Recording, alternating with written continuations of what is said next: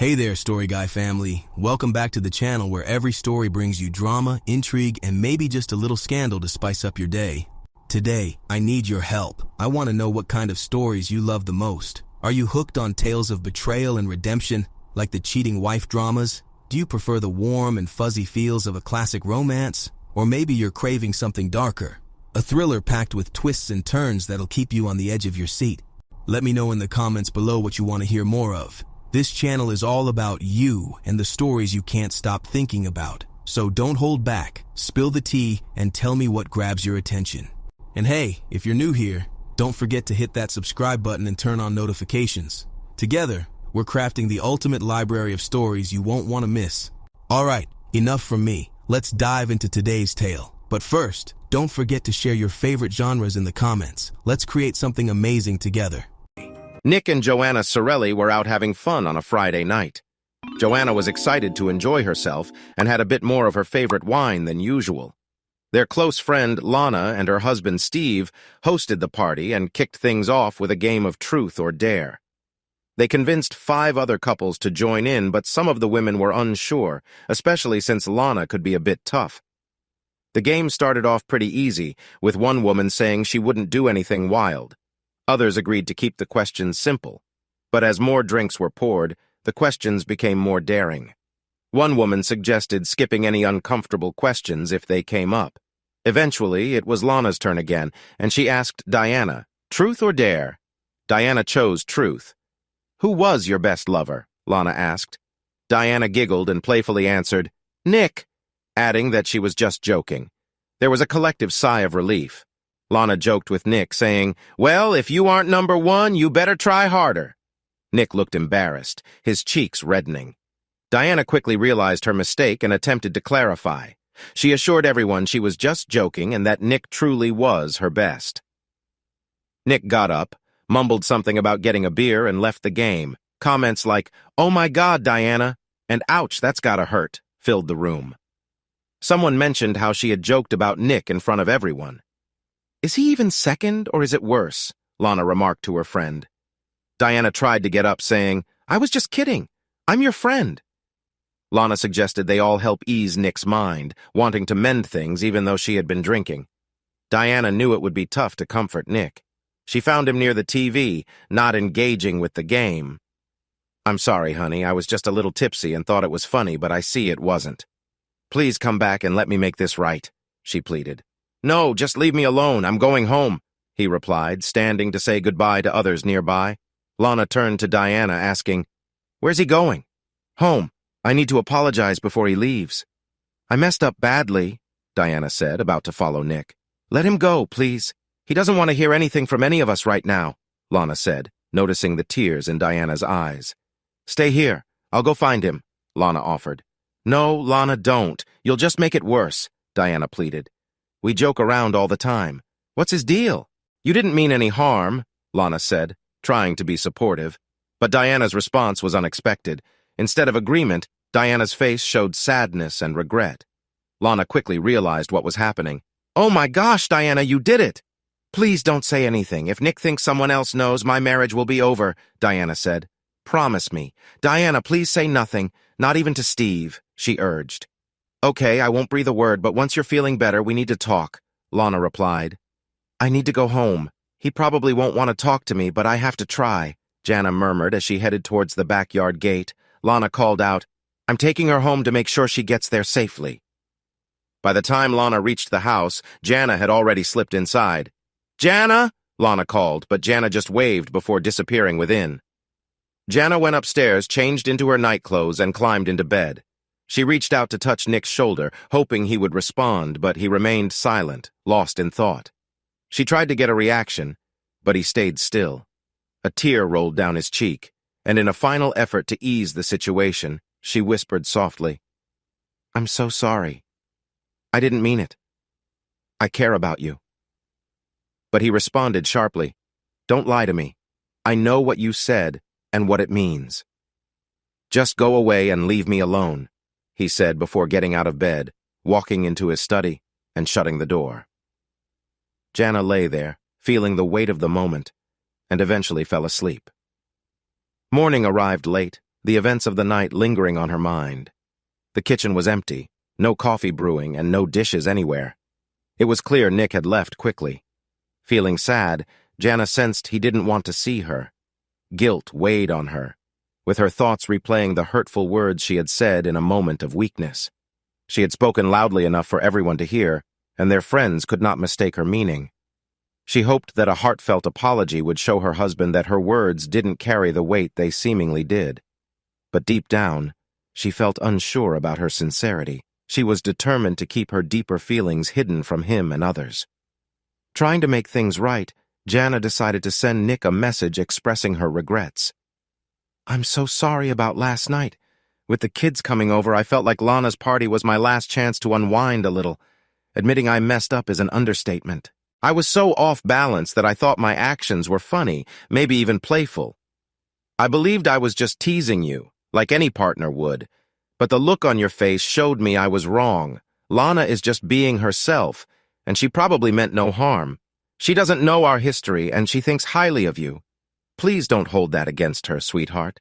That's not what I wanted. You are the best to me in every way. Forgive me for my thoughtlessness." Not realizing how my silly joke could hurt you, my dear. I truly care about you. Please come home. Or at least call me. I miss you. With a fresh pot of coffee made, Jana sat at the table, resting her head in her hands. She kept asking herself why she had said something so silly. Her phone rang, making her hope it was Nick, but it was just Lana. At first, Jana didn't answer, but Lana called again soon after, so she picked up. We needed to talk. "Yes, Lana, what's up?" Jana asked. "You started to share something last night and then stopped. It's not like Nick to react that way to a lighthearted comment," Lana said. "No, it's not what you think," Jana replied slowly. "I'm coming over," Lana decided. "No, that's not a good idea," Jana protested. "Just get the coffee ready. I'll be there in 10 minutes, Lana said, hanging up before Jana could respond. 7 minutes later, Lana entered through the side door and found a cup of coffee waiting for her on the table, just how she liked it. "Okay, tell me everything," Lana insisted. Jana hesitated. "How long have we been best friends? Haven't I always supported you?" Jana pleaded, feeling guilty and needing someone to talk to first. "Promise me you won't tell anyone. Not even Steve," Jana insisted. "I promise," Lana replied. "This stays between us. Cross my heart." "Oh dear, what have you done?" "All right, I promise. I won't tell anyone," Lana vowed seriously. "This happened 5 years ago. Before we even moved here, the insurance company where I worked had a good year and threw a Christmas party a few days before the 25th. Nick was supposed to go, but his brother had a small fire at his house, so Nick had to help. Even though I said I didn't need to go, Nick wanted me to enjoy myself with my co-workers while he went to assist his brother. I felt I had to go because I was in charge of this year's holiday parties, including cleanup and decorations afterward. I wished I had helped with the fire instead of getting ready for the party. I hesitated. I wanted to look nice. I picked a fancy black dress, but I wondered if I should have chosen something different. My first mistake was trying to get attention from others by wearing something eye-catching, even though it might upset Nick since I was going alone with a co-worker. "Got it?" Lana said, quickly realizing it had to do with a co-worker. Jana confirmed it was much more complicated. "All right, spill it, girl. I want to hear everything from the start. Every detail," Lana demanded. "Okay, I'm going to share something I've never said out loud before. The party was just like any other. Everyone was happy, drinks were being served, and some guys were flirting as the festive mood set in. As the evening went on, I found myself surrounded by single girls. This wasn't surprising since my husband wasn't there and I was wearing something that drew attention. I could see what the guys were trying to do, and I should have stopped it. But I had a bit to drink and was enjoying the camaraderie. 2 guys, Mark and Jake, kept encouraging me to relax and have fun. They often made playful comments, and I sometimes went along with it, which I regret now. Looking back, I realize I was being too friendly with them, and I should have thought about how it might look to my husband. They kept asking me to join them in activities that wouldn't sit well with him. I knew I was crossing a line, but I convinced myself it was just harmless fun. After all, Nick would never find out, right? They led me to quieter places away from the crowd. The more we were alone, the more I let my guard down, and my sense of right and wrong started to slip.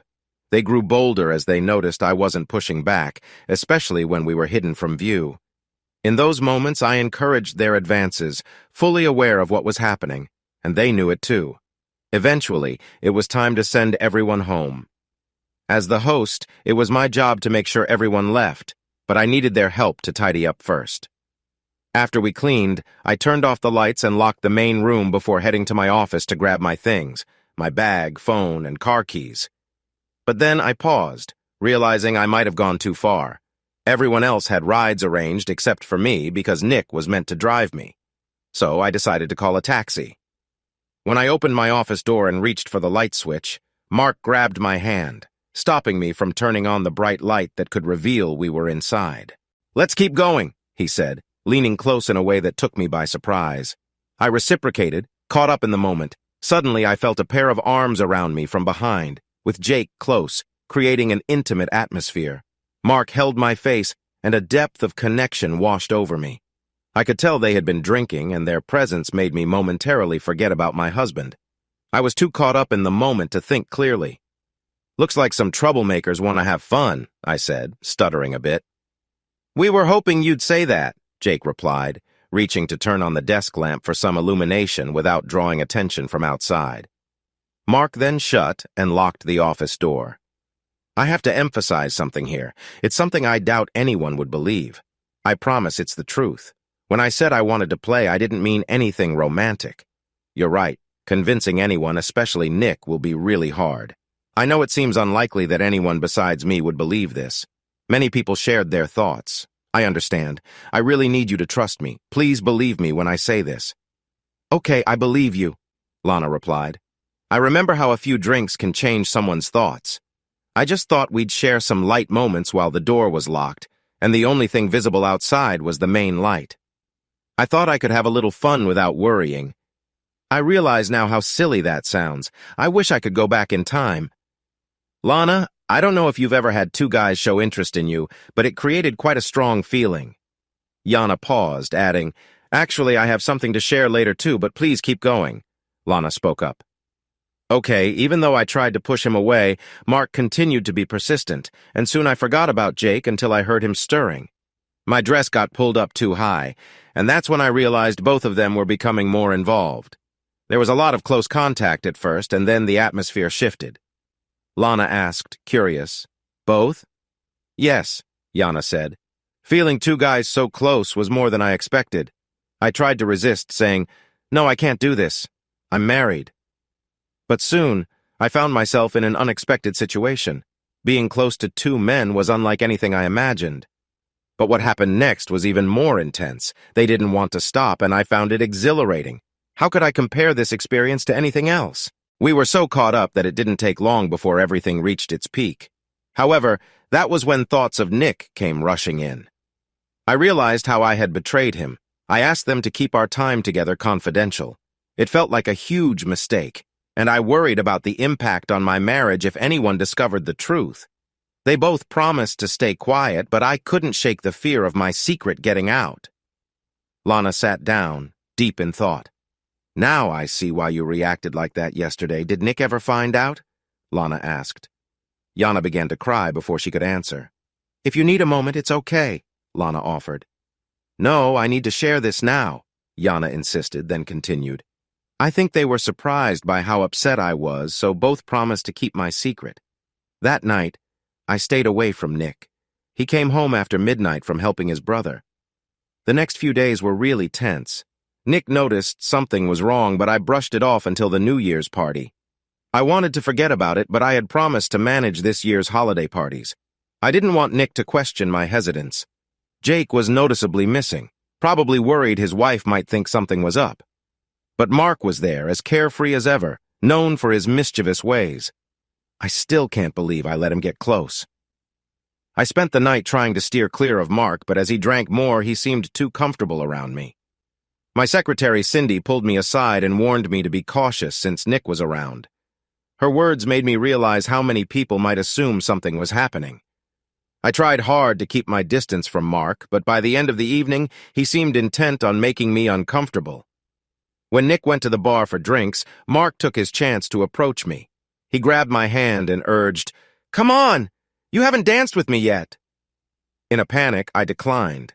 Just as Nick returned with our drinks, Mark said, "You weren't so shy at the Christmas party," holding my hand tightly and trying to pull me to dance. I pulled away and told him to let go. I was anxious, not knowing how much Nick had heard. Nick initially looked embarrassed, but that quickly turned to concern. I tried to calm things down by suggesting the bar was closing. Mark still wanted another drink, and with Cindy nearby, I made a desperate look at her. She understood and pointed towards Nick, then nodded to the door. I managed to guide Nick out before things escalated. I told him Mark was simply drunk, relieved when Nick didn't react with anger, even though he easily could have. Once home, Nick asked me what happened. I tried to downplay it, saying it was just Mark's drinking, but Nick warned me that if Mark ever approached me again, he would take strong action. At breakfast, Nick was still thinking about what happened and probed me for details. Cindy quickly jumped in, asking how she could have dealt with Mark better than I did. Nick pressed me further, asking why I had acted strangely at the last party, and if I felt guilty about something. He started to piece things together, realizing that Mark, in his drunken state, couldn't explain his comments. It was clear he wasn't convinced by my excuse, and he pushed me for answers again, more insistently this time. What happened at the Christmas party? Feeling overwhelmed, I finally admitted that I had drunk too much and had not behaved well. I didn't get into details, but I was worried about what that meant for us. Nick looked me in the eye and asked, "Did you spend time with him?" He could see the truth in my eyes even before I spoke. I knew there was no use denying it, so I confessed that I had indulged too much and felt regret for what happened. He was very upset but didn't press me for more details, and I chose not to share anything else. That day, Nick walked away from me and stopped talking to me. We went for 3 months with no contact. It was hard for me until he finally agreed to talk again. I begged him to take me back, even offering ideas to make things fair. Eventually, he agreed to go to counseling. After several months of therapy, I started to feel that Nick wanted to find a way to mend our marriage. I was so happy he was willing to give us another chance, and I was ready to do whatever it took to save our relationship. I thought he would want to know more about what happened, and I worried about how it would affect him. Fortunately, he didn't ask those questions. I was relieved that I didn't have to decide between lying or revealing everything, even though I knew keeping secrets was not entirely honest. In the end, he agreed to work on our relationship and promised to do his best to forgive me. But there were some conditions. First, I had to sign an agreement stating that I would get only a small amount of our belongings if there was ever another mistake. The second condition was that I had to quit my job, and we would have to relocate. He even surprised me by suggesting some personal allowances for himself. Although I had mentioned this idea in my need to fix things, I ended up agreeing to give him some allowances. I felt he might have needed them more for his own peace of mind than anything else.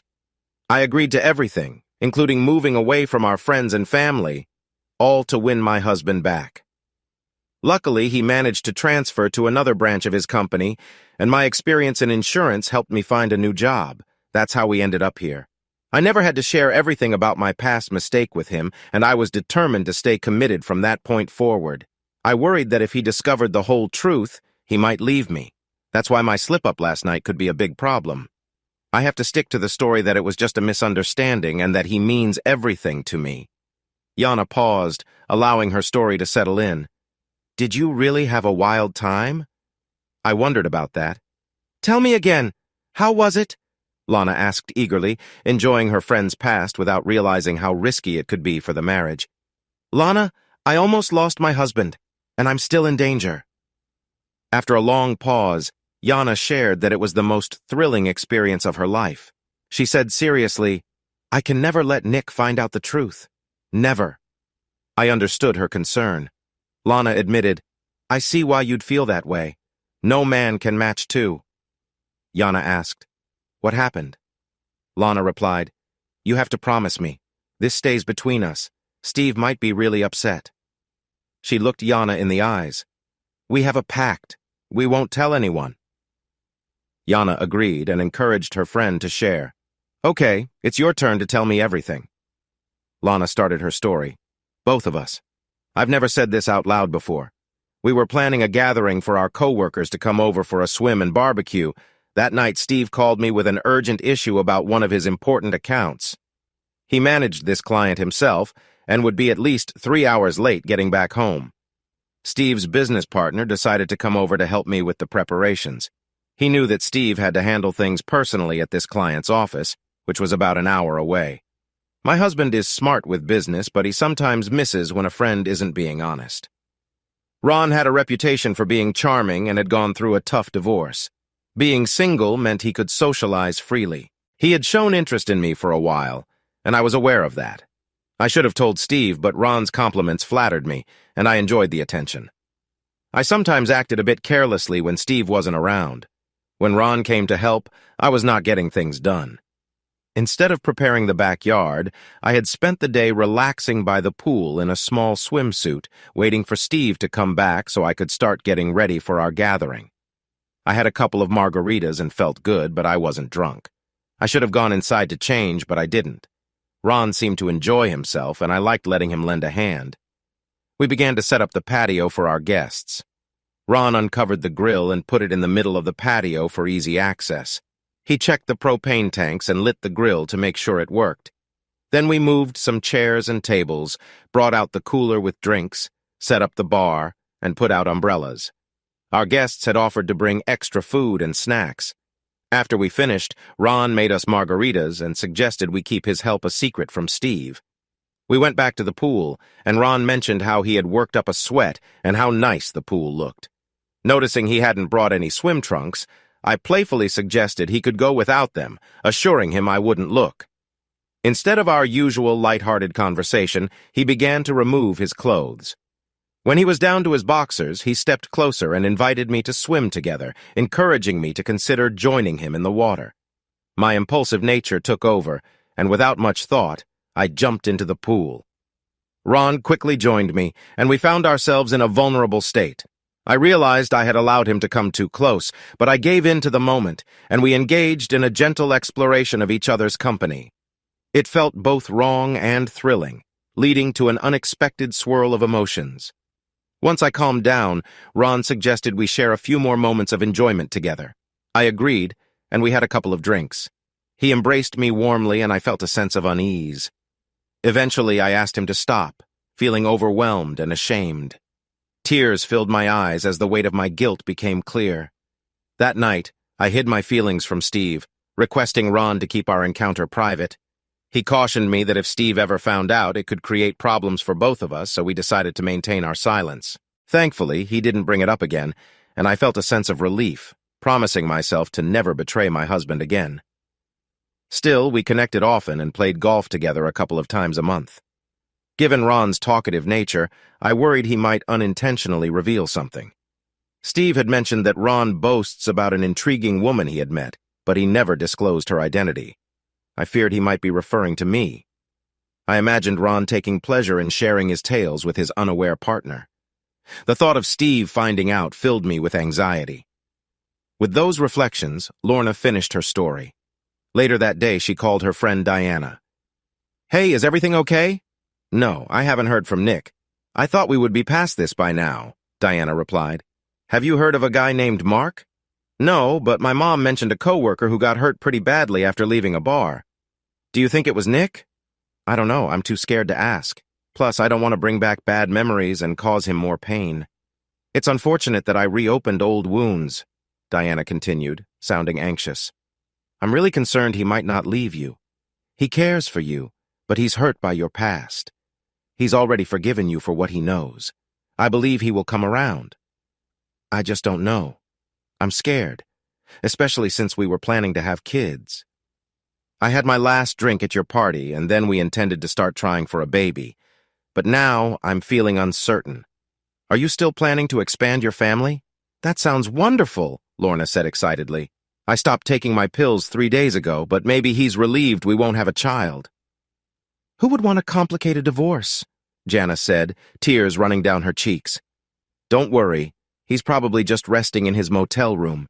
Soon you'll feel more hopeful. Hey, my partner is calling. I need to go. Hang in there, okay? I'll call you tomorrow. Take care of Steve. We'll talk tomorrow. Bye." Both women eventually fell asleep. Jana had a long, lonely night waiting on the couch for her husband, who never came home. At 3 o'clock in the morning, exhausted, she finally drifted off. Nick got up early on Saturday, packed a bag to stay away for a few days. Not wanting to face his wife, he went to a diner for breakfast. As he drank his coffee, he thought about what had happened the night before. He was upset. That woman. I guess I'm not good enough for her. I can't believe that guy Mark impressed her so much. He glanced at his phone and turned it off. Let her figure out where I am, he thought. Nick poked at his breakfast, thinking about what to do next. He wondered how to spend the rest of the day. Then came the bigger question. Would he ever go home, or should he end things with his wife? Ending things? Is this really where I am? It doesn't feel right. But making a choice while I'm so angry might not be smart. Maybe I should go back and talk to that guy again. No. I was lucky to escape last time. I need to think. Maybe a round of golf will help clear my mind. That's it. Everything I need is already there. Maybe I can consider what to do about my wife while I'm there. He joined another couple on the course because he didn't feel like talking much after the game. He had a couple of drinks, and one bright moment came when he saw his favorite bartender, known as Susie Q. Her real name was Susan Bryant. They always joked with each other, having fun without any serious intentions. He figured she was just trying to earn her tips, which worked well for her. Susie Q quickly noticed Nick didn't have his usual cheerful self and that something was bothering him. After the other golfers left, Nick felt it was the right time to keep drinking. Seeing that it wasn't busy, Susie Q came over to him. "What's wrong?" "I miss your usual smile," she asked. "The usual trouble at home," he replied quietly. "Oh, come on. You always say you can talk to me about anything. That's what I'm here for. Last night, while playing a game, my wife told everyone that I wasn't the best partner she's ever had. It caught me off guard. Is she upset with you about something? I really don't believe that's true about you. The way you joke with me always makes me smile." She laughed softly. "I wish you really felt that way. I could use a nice woman to help me unwind." He sighed. "Do you think I'm nice?" she asked with a warm smile. "Absolutely, but I know I'm just someone you help. I get it." "I don't think I stand a chance with you," he said. She looked him in the eyes and replied, "You do have a chance." This took Nick by surprise. "I wish you'd believe that you really have a chance." "A few years back, my wife made a mistake. She drank too much and hurt me with someone else. After a lot of thinking and talking, I decided to take her back. But there were some rules. One was for me to have a couple of chances for myself. She gave you chances to be with other people? Is that true?" "Ask Susie." "That was our agreement. It's even written down," he confirmed. "I would never tell my husband that." "It doesn't matter if it's true or not," she said. "It's not something you should say lightly. Nick, I'm off at 5. If you want to use one of those chances, be here," Susan said, noticing more visitors coming in before leaving Nick to think over her offer as she went to help her new customers. Nick's mind raced.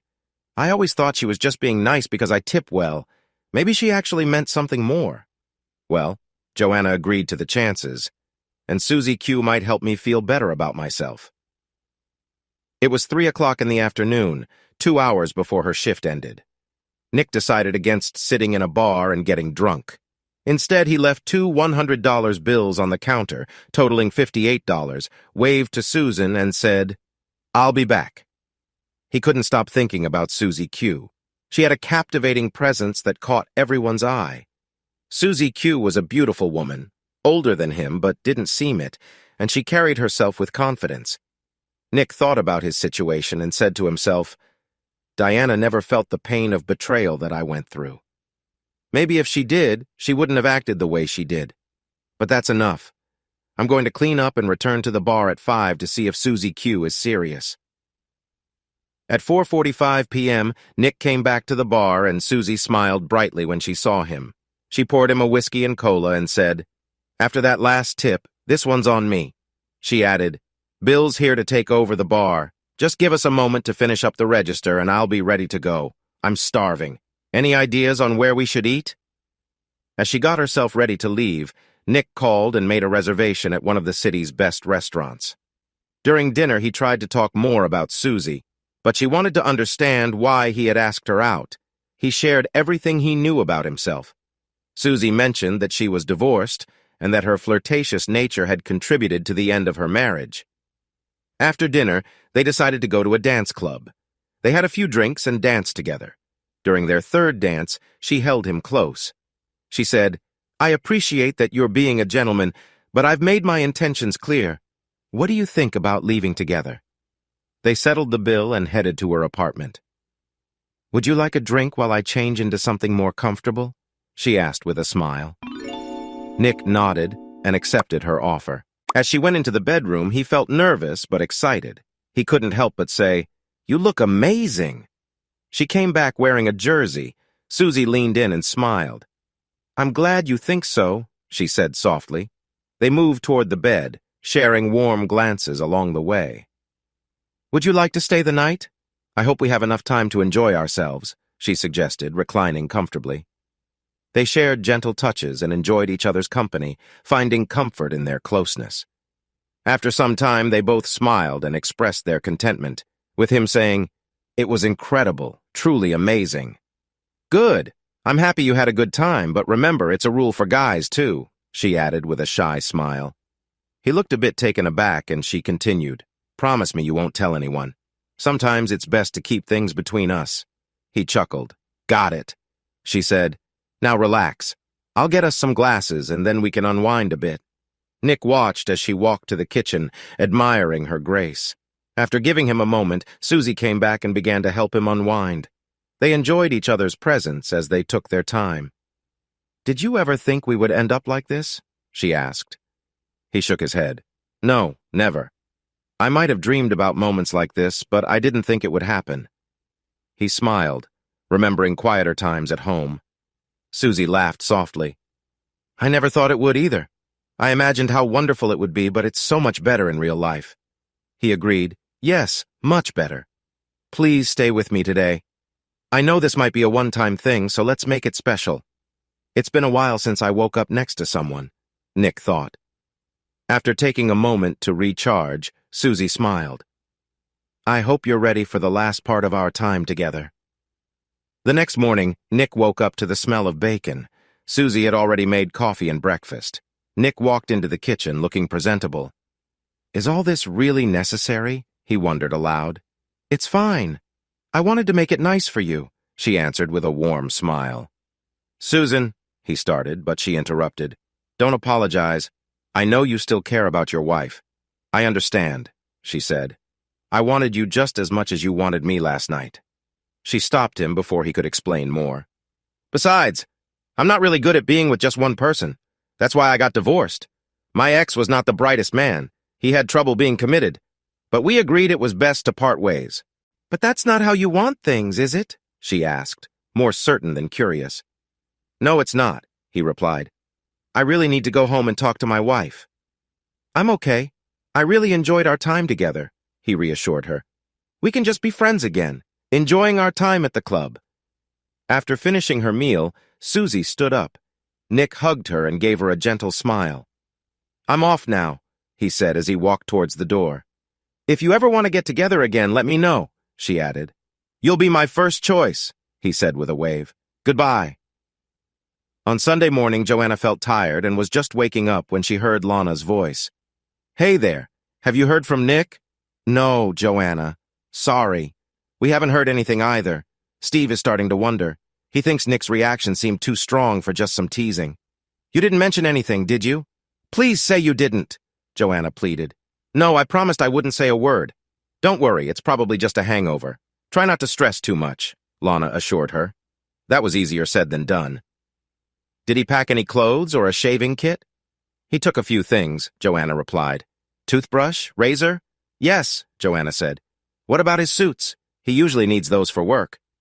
"I think they're in the closet," Joanna answered. "He's got work tomorrow, right? He'll be back today for sure. When he does come back, show him how much you care," Lana suggested. "But what if he doesn't come back, or if he wants to end things?" Joanna asked, letting her worries show. "That doesn't make sense. He wouldn't quit now after forgiving you. He'll calm down and come home. You might have to swallow some pride, but do what you need to," Lana encouraged. "I just want him back so I can show him how much I care," Joanna said. "I think I see him coming. I need to go," Joanna replied before ending the call. When Nick arrived, Joanna was already sitting at the kitchen table. "We need to talk," he said, causing Joanna to gasp, thinking he might end their relationship. "You broke my heart. All those painful images of you with someone else came rushing back to me. I guess I wasn't what you wanted. It felt like your date wasn't just a joke." He began to explain. Joanna took this chance to say most of what she had shared in her text on Saturday morning, hoping to bring him back. "Honey, that's not what I meant. I was drunk. I thought I was joking, just playing around. I wasn't thinking about the past. I was just teasing like any wife would. No one thought I was serious," she added. "Even Lana's comment was just for fun. She's been calling, apologizing, feeling bad about everything. She blames herself for our issues." Nick looked concerned. "It felt like more than just a joke. Please tell me you didn't tell her anything else." Joanna quickly replied, "No, I didn't. It's just between us," she insisted, trying to strengthen her words. "I promise that's not what I meant. You mean everything to me. Let me make things right," Joanna begged. Nick sighed. "All right, let's say I believe you. But there's something more. On Saturday, I went to the club. When those memories hit me, I got really angry. I began to feel resentment. Even after 5 years, it still hurts," he admitted, leaving Joanna unsure of what to say next. "After that, I stayed at the bar, hoping to forget my pain. The friends I was with finished their drinks and left. Susie, the bartender, noticed I wasn't myself since we always talked. She came over to see what was wrong. I was feeling low, so I talked about last night and how you didn't think I was the best. Susie said if I wanted to use one of my passes, she'd be done at 5. I went back to the course after that, playing a few more holes, trying to decide if I wanted to do something to get back at you. I was even considering ending our marriage when I mentioned divorce." Joanna took a deep breath, not wanting to wait. "I realized that leaving wasn't really what I wanted," Nick continued, "but I wanted to ease the pain you caused. It may sound selfish, but I wanted you to feel the hurt, too." Just before the workday ended, he went back to the bar. Susie seemed to understand without needing to ask. Joanna was silent. Her husband's words started to sink in, and she felt tears streaming down her cheeks as he spoke. They quickly made plans for the evening, including dinner and dancing. Nick felt guilty for what he did. His attempt to express his feelings of hurt impacted them both deeply. "Oh my gosh!" Joanna exclaimed, rushing to the bedroom and locking the door. Nick thought talking to her would be pointless now, so he went to the utility room to change clothes for work. After changing, he went outside, started the lawnmower, and began working on the grass, wanting to stay busy. He also mowed their elderly neighbor's yard, something he did often while washing his truck. He noticed that her car was gone. He figured she must have left while he was tending to the neighbor's lawn. Soon after, Joanna came back, parked the car, and walked inside with a small bag. When she saw her husband, she didn't come over but went straight into the house. He thought she might have gone to the store after doing her tasks. It was 5 in the evening, and Nick finally realized there were no more reasons to avoid going back inside. Joanna was in the kitchen, seeming to prepare dinner. Her eyes showed she had been upset for a while. "Did you go to the store? I saw you with the bag," Nick asked. "No, it's just some things from the pharmacy that I left in the car yesterday when I was looking for you." "Where were you?" she replied. "It doesn't matter," he insisted. "I went to your golf club." I wanted to talk to her. "Susan? Why?" he asked. "I told her not to take you away from me," Joanna admitted. "That's not going to happen," Nick reassured her. She then revealed that Susan wasn't sure about being exclusive, but she believed that Nick loved Joanna. "I love you," Nick affirmed. "That's not the issue," he added. She asked if I really said you weren't my favorite in front of our friends. When he nodded, she questioned whether he was serious or just being silly. He explained he meant it as a joke. She replied, "There's nothing amusing about that, especially in front of friends. Are you ready for her advice?" When he said yes, she shared some of it. "What was it?" Nick asked. "I can't tell you. It's a secret among women," Joanna replied, finally smiling. After their earlier discussion, Susan had said that a woman should always support a man's feelings, especially in public. She suggested that Joanna should tell him he is strong, handsome, and smart, and that he is the best partner in the world. "Just like you love to hear that I'm the most considerate and caring wife. It doesn't have to be completely true. What matters is that he believes you see him that way. He wants to be your hero. Let him, she said. And one more thing. Look at him with warmth in your eyes. I'm just saying, don't let him know our secret, or it will only complicate things. Nick felt he needed to steer the conversation back to a calmer place. Do you still want to stay married? He asked. I love you, and I'm sure I want us to stay together, but Friday hurt me just as much as it did 5 years ago. My confidence took a hit, and after drinks on Saturday, I let my wounded pride push me to reconsider the promise we made when we decided to stay married. I understand what I promised, she replied. 5 years have passed, and I thought we were done with our issues. Baby, he started to say, but Joanna interrupted him. No, don't apologize. I made this choice. I just didn't expect it to hurt so much if you actually went through with it. I'm truly sorry for the pain I caused you. I feel terrible thinking about you with someone else, sharing moments that should be ours. This situation is my fault. I need to take responsibility for it. I'll accept any consequences for my mistake. I just want to stay your wife. Instead of answering, Nick opened his arms and Joanna quickly moved into his embrace. Nicky, are we okay now? I agreed to certain terms, but I don't think I can handle it. If you're going to keep seeing the bartender, only you truly know what you want. I never wanted to know details about when it happened. I was too heartbroken to ask at that time. Even during our counseling, I didn't ask if there was more. I guess I didn't want to know if it was worse than what I already knew. The reason I considered leaving you. I wanted to think your actions were just a mistake. Was there more than I know? Joanna gasped, trying to hold herself together and not break down. She thought about each possible answer and what it might lead to. Is there more? What haven't you told me? Nick asked, a mix of irritation and fear in his voice. The moment had come, and Joanna admitted to her moment of weakness, which had been the most intense experience of her life. She had been with 2 men, not just one. She felt that telling him this would likely cost her the marriage, or she could summon her courage and choose to omit some truths. Joanna had been reflecting on how to respond to this question for 5 years. She believed that sharing everything would hurt Nick even more, and likely ruin their marriage. Neither choice seemed right to her. She decided this would be her burden, a sacrifice to protect their marriage from further pain. Even though she was surprised, her answer was quick and didn't sound fake. He had no idea she had been preparing for this moment for so long. No, my love, I was unfaithful just once. Let's call it even. We need to move past this, or it will destroy what we have. If you can forgive me and let go of my past mistake, I won't bring up your time with Susan. I need this to be over. Do we understand each other? She looked at him with pleading eyes. Yes, I need this to end, too. What we did to each other was deeply hurtful. I agree. If we keep talking about it, we won't last. I don't need any more chances, he said. I love you, he added. I love you more than you realize. I'll always remind you that you're my best at everything, she said. They decided to put aside what had happened the weekend before and also 5 years ago. There was no need to bring up the painful past again. After they made up, best friends Jana and Lana continued to share their thoughts and feelings. They both agreed they needed to let go of the past to help their marriages succeed.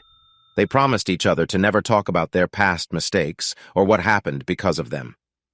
An unexpected result of Jana and Nick's conflict helped Lana see the trouble she was in, and it worried her.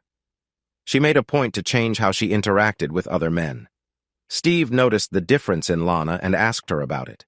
She told him she realized she had not been appreciating him enough and wanted to work on their relationship. Steve also saw that they were spending more quality time with Susie. Good advice from Q had made an impact on Lana. 3 months after they made up, Joanna's birth control did not work, and she became pregnant. Nick was very happy, and their life as a loving family started fresh, a year after the incident. Ron, after drinking too much while golfing with Steve, revealed his affair with Lana. Steve reacted quickly and confronted Ron, who fell to the ground. Steve returned home and faced Lana, who confessed right away and asked for forgiveness. For several months, Steve stepped away, thinking about what to do next. Ron and Lana knew it would be harmful if Steve discovered the truth about the affair. Ron later accepted a deal from Steve and felt bad about what he had done. Although Jana felt frightened by what had happened to Lana, She managed to get through her divorce and start a new life as a single mother. Years later, Lana met a kind man she had seen at a work conference before. They began dating, got married, and moved to his home state. The close friendship between Jana and Lana had changed due to the misunderstandings they had encountered, now limited to sending each other Christmas cards and occasional phone calls. Only 4 people were aware of Jana's mistake. The only person who could disrupt Nick and Jana's relationship was Jana herself, and she promised never to do that. What's up, story lovers? This is the Story Guy, and if you're hungry for crazy tales and mind-blowing narratives, you've come to the right place. Don't forget to smash that subscribe button so you don't miss out on our weekly dose of crazy cheating stories, fun fiction and gut-ripping comedy from around the world. But that's not all. We also create our own original stories, and trust me, you won't find these anywhere else. Want even more spine-tingling reads? Head down to the description and grab our exclusive story collections. Thanks for watching, and I'll catch you in the next video.